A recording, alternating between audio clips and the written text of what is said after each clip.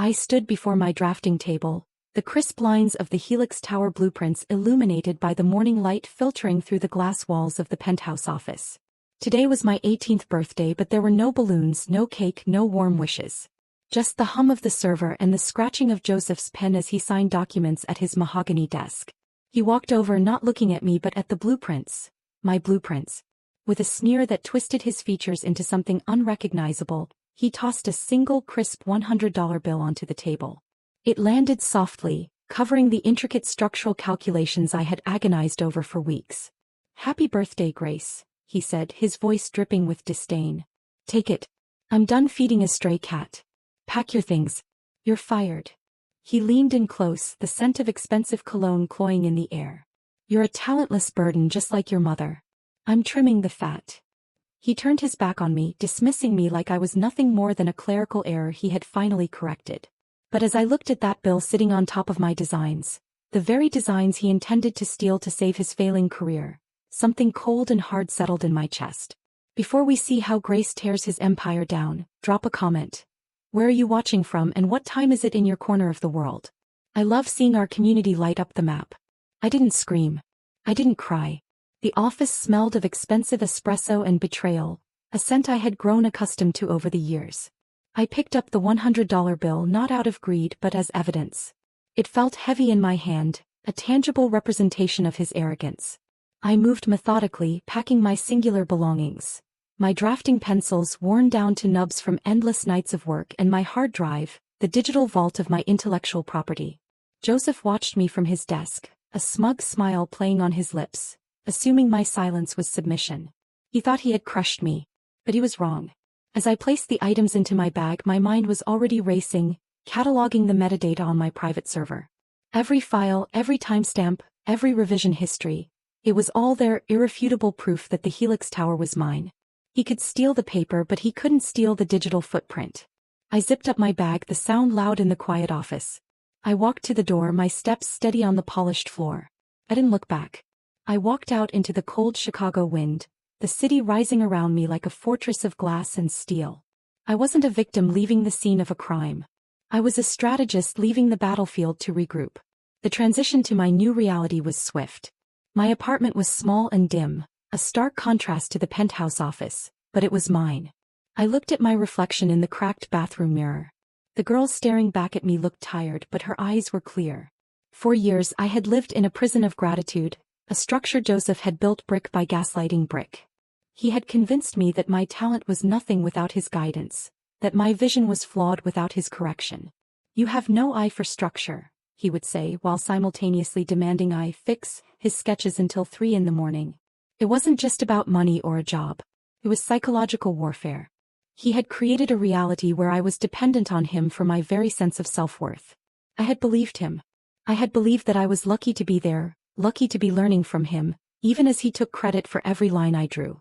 It was a learned helplessness, a conditioning so deep it felt like instinct. But as I stood there in the silence of my own space, the fog began to lift. I realized that the chains binding me to him weren't made of iron. They were made of lies. I wasn't weak. I was strong enough to survive him, and now I was strong enough to destroy him. Weeks turned into a blur of news cycles and industry gossip. Joseph was everywhere. He had won the bid for the massive Helix Tower project, and the architectural world was fawning over him. He gave interviews, his face plastered on magazine covers, claiming the vision had come to him in a dream. A dream. It was my reality he was stealing. My phone buzzed with a text from him. "See? Real architects win. You were just a tracer. Don't bother using me as a reference." His arrogance was boundless. He truly believed I was too poor, too young, and too broken to fight back. He thought he had erased me. But every time I saw his face on a screen, every time I read his quotes about innovation and vision, the fire in my belly grew hotter. He wasn't just a thief. He was a parasite, feeding off my talent to sustain his crumbling ego. And like any parasite, he needed a host. Without me, he was nothing. I stopped grieving the father figure I never really had. Grief was a luxury I couldn't afford. I went to the public library, the fluorescent lights buzzing overhead like a swarm of angry bees. I accessed the cloud server I had secretly maintained, the one Joseph didn't know existed.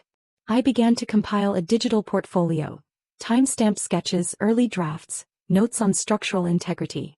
And then the piece de resistance, the specific structural flaw I had intentionally left in the decoy files on Joseph's computer. A flaw so subtle only the original architect would know how to fix it. I wasn't looking for a lawyer. Lawyers were slow, expensive, and could be bought. I was looking for something more powerful. I was looking for the client.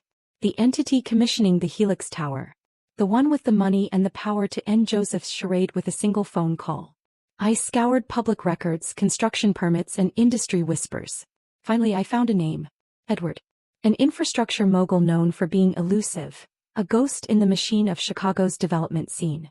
I drafted a single encrypted email to his private firm. The subject line was simple, precise, and terrifying to anyone who understood architecture.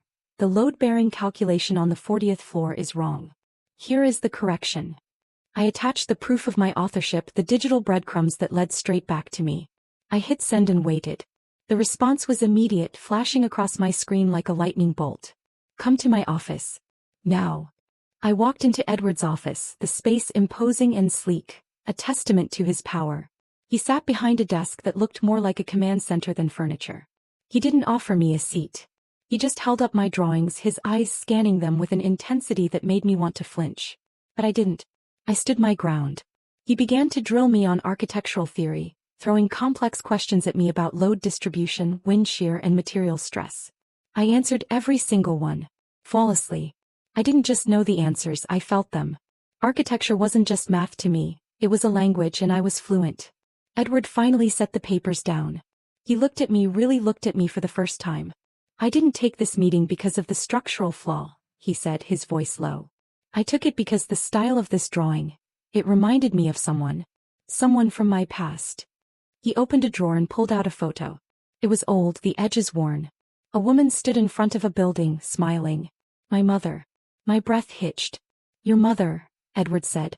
She had the same eye. The same way of seeing the world. He wasn't just the client. He was my biological father.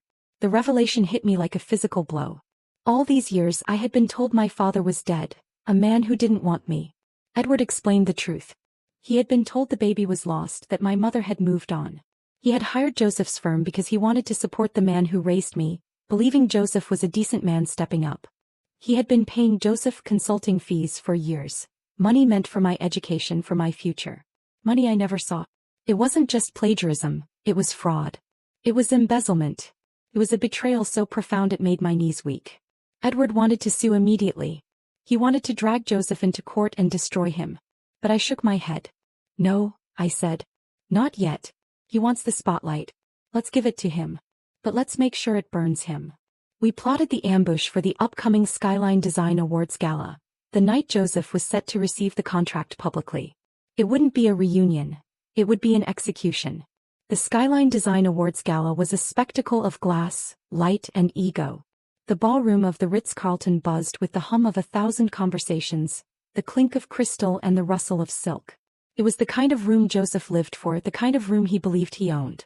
I watched him from the shadows near the entrance, my heart beating a steady war drum rhythm against my ribs. He stood near the center of the room, holding a champagne flute like a scepter, preening as colleagues congratulated him on the Helix Tower contract. He looked every inch the visionary architect he pretended to be, tuxedo perfectly tailored, smile practiced, confidence radiating off him like heat. But I knew the truth. It wasn't confidence, it was a costume. I stepped into the light. Edward had funded my attire for the evening. A sharp architectural black jumpsuit that commanded attention without begging for it. I walked toward Joseph, my steps silent on the plush carpet. He spotted me when I was 10 feet away. His smile faltered, then vanished, replaced by a look of pure, unadulterated panic. He excused himself from his admirers and intercepted me, grabbing my arm with a grip that was meant to hurt. I told you to stay away, he hissed, his voice low and venomous. What are you doing here? You look cheap. I look like the architect of the building you're about to accept an award for, I replied, my voice calm. I pulled my arm free. And you look nervous, Joseph. He fumbled in his pocket, his movements jerky. He pulled out a money clip and peeled off several bills, hundreds this time. Take it, he said, thrusting the cash at me. Take it and get out. Make a scene and I will ruin you. I made you, Grace. I can unmake you. I looked at the money in his hand. It was pathetic. It was his only move, his only language. "Keep it," I said, stepping around him. "You're going to need it for legal fees." I left him standing there, mouth agape, and took my seat at the front table next to Edward. The lights dimmed. The room hushed. Joseph scrambled to his seat across the aisle, shooting daggers at me, sweating through his expensive suit. Edward took the stage. He didn't need a microphone to command the room. His presence was enough. "Architecture is the art of truth," he began, his voice resonating through the hall. "It reveals the structure of our world. But sometimes structures are built on lies. Innovation is rare. Theft is common." Joseph stiffened. He buttoned his jacket, preparing to stand, assuming this was the preamble to his coronation. "Tonight, we honor the design for the Helix Tower," Edward continued. "A design so unique, so mathematically precise, it could only come from one mind." He clicked a remote. The massive screen behind him lit up. It wasn't a render of the building. It was a blueprint. My blueprint.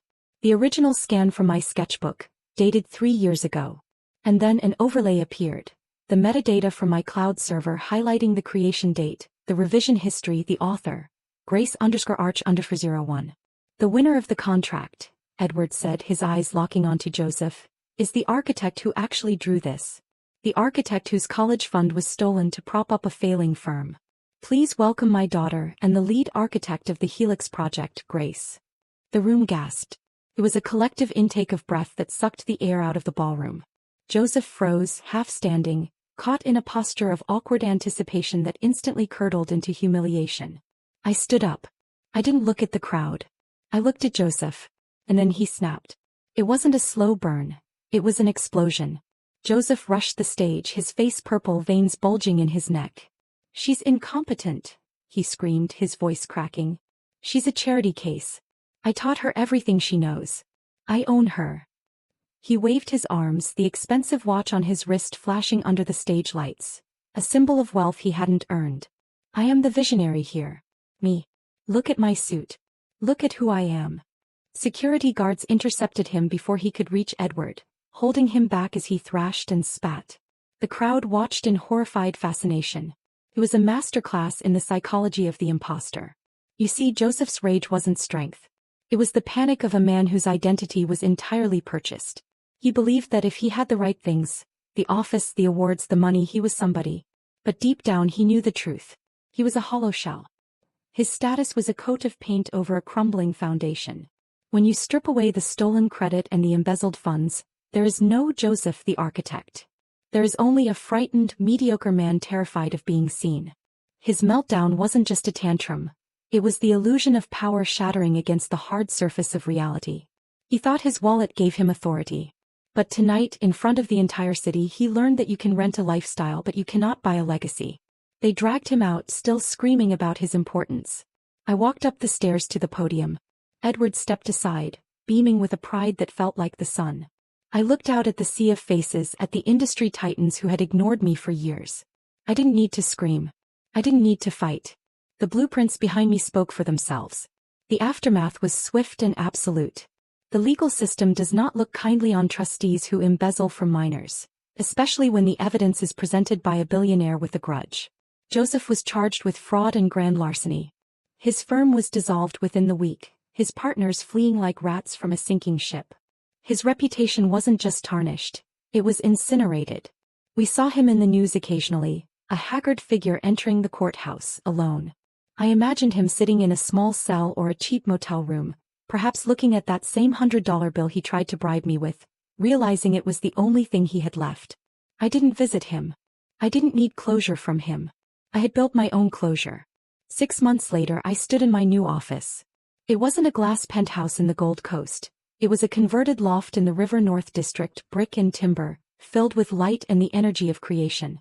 I wasn't working for Edward. We were partners.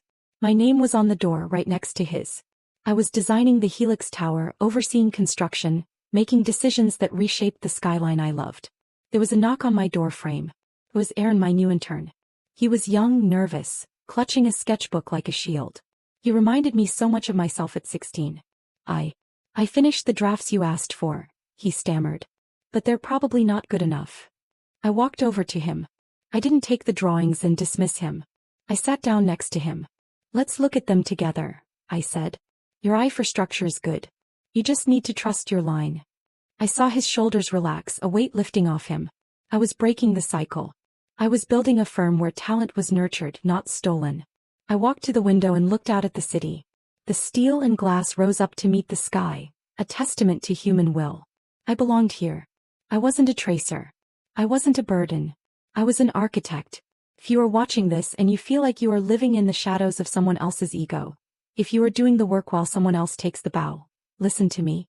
You are not their prop. You are not their background character. They want you to believe that you are nothing without them because they know deep down they are nothing without you. Break the glass. Take your blueprints. Walk out the door. It will be cold and it will be scary, but I promise you the air is cleaner on the other side. You are the architect of your own life. Do not let anyone else hold the pen.